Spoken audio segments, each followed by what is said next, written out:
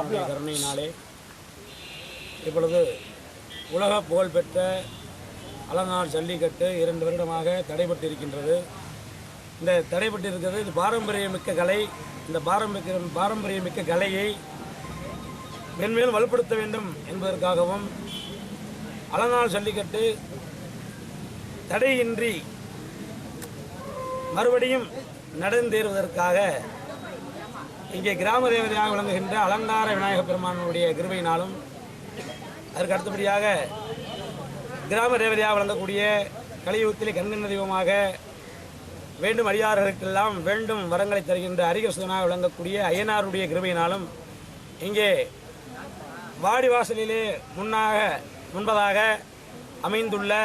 எல்லாமல்ல காளியம்மனுடைய திருவருளாலும் முத்தாளம்மனுடைய திருவருளாலும் ஊர் எல்லையிலே அருள்வாழ்த்து கொண்டிருக்கக்கூடிய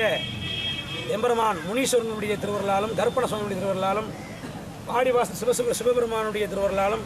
அத்துணை தெய்வங்களுடைய திருவருளாலும் இந்த அலங்காநல்லூர் ஜல்லிக்கட்டு மறுபடியும் நடந்தேறுவதற்காக இன்றைய தினம் காலை 6 மணியிலிருந்து மங்கள இசையுடன் துவங்கி அதற்கு அடுத்தபடியாக